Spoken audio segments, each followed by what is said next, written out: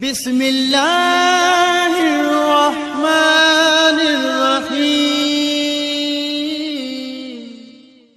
الله من الشيطان الرجيم. بسم الله الرحمن الرحيم. الحمد لله رب العالمين والصلاة والسلام على رسوله الكريم وآله الطيبين الطاهرين المعصومين ولعنة على أعدائهم أجمعين. أما بعد فقد قال سبحانه وتعالى في كتابه المجيد. بسم الله الرحمن الرحيم. إنما يريد الله ليذهب عنكم رجس أهل البيت ويطهركم تطهيرا. معزز नाज़रीन, अस्सलामु अलैकुम वरहमतुल्लाहि वबरकातुहू। सब खां पहिरीं विलादत बसादत इमाम मोहम्मद बाक़र अलैहिस्सलाम जी मुनासिबत सां तमाम मोमिनीन बिलख़ुसूस मराज एज़ाम बिलाख़स इमाम साहिब असर व ज़मान जी ख़िदमत में हदिया तबरीक पेश करूं था। इमाम मोहम्मद बाक़र अलैहिस्सलाम जी विलादत के मद्देनज़र रखी चंद आराइज़ खणी आया। इमाम अलैहिस्सलाम सन 57 हिजरी 1 रजब मुरजब ते पैदा थिया। इमाम अलैहिस्सलाम जो वालिद गिरामी इमाम ज़ैनुल आबिदीन अलैहिस्सलाम ऐं वालिदा माजिदा हज़रत फ़ातिमा बिनते हसन अलैहिस्सलाम। इन लिहाज़ सां आइमा मां पहिरियों इमाम आहे जंहिंजा वालिदैन अलवी आहिनि, यानी संदसि वालिदा भी हज़रत अली इब्न अबी तालिब अलैहिस्सलाम जी पोटी ऐं वालिद बि हज़रत अली अलैहिस्सलाम जो पोटो आहिनि। इमाम अलैहिस्सलाम जो नालो संदसि पैदाइश खां पहिरीं हज़रत रसूल सल्लल्लाहु अलैहि वसल्लम बयान करे चुका हा। ऐं इमाम अलैहिस्सलाम जाबिर खे फरमायो हो त ऐं जाबिर, तूं मुंहिंजे नस्ल जे आइमा मंझां 5 इमाम सां मुलाक़ात कंदे जंहिंजो नालो मुंहिंजे नाले सां हूंदो, ऐं उन खे जॾहिं तूं मिली त मुंहिंजा सलाम चइजां। इमाम अलैहिस्सलाम पंहिंजे ॾाॾा इमाम हुसैन अलैहिस्सलाम जी ज़िंदगी जा 3 बाद रवायतुनि में 4 साल दर्क कया, जॾहिं त पंहिंजे बाबा जी ज़िंदगी जा 34 या 35 साल दर्क कया।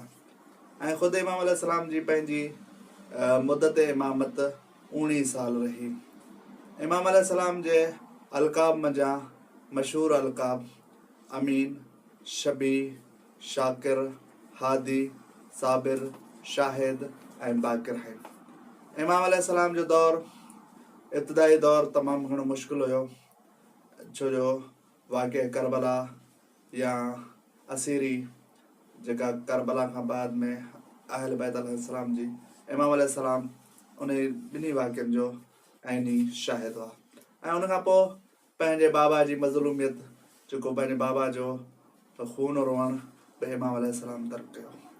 लेकिन जॾहिं इमाम अलैहिस्सलाम जो इमामत जो दौर शुरू थियो, कुझु अरसे खां पोइ उमवियन ऐं अब्बासियन जे दरमियान हुकूमतनि जो झगड़ो शुरू थी वियो।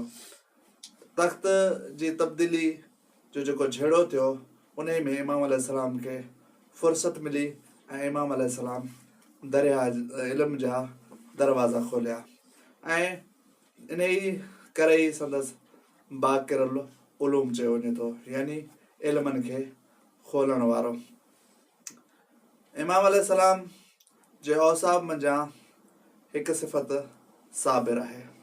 इमाम अलैहिस्सलाम तमामु ज़्यादा सब्र करण वारा आहिनि, एतिरे क़दुरु जो इमाम अलैहिस्सलाम तमामु तर मुश्किलात ॾिसण खां पोइ बि इमाम अलैहिस्सलाम हर मौक़े ते सब्र कई।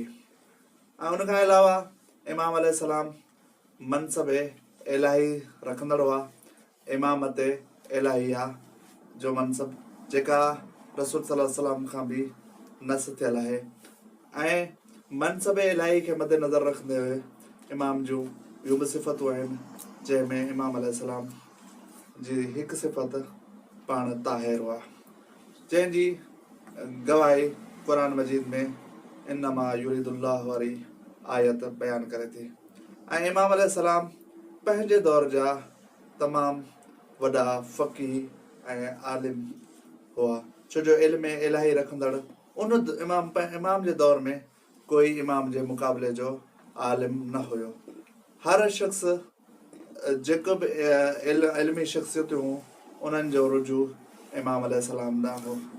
इमाम अलैहिस्सलाम पंहिंजी ज़िंदगी में इल्म खे ईअं फैलायो जो हर घर ताईं इल्म पहुचणु लॻो, छो जो हुकूमतूं इमाम अलैहिस्सलाम खां अगरि थोरे अरसे जे लाइ पाण में अटकी पियूं, उन में इमाम अलैहिस्सलाम वक़्त जी गनीमत सम्झी इल्म खे खोलियो।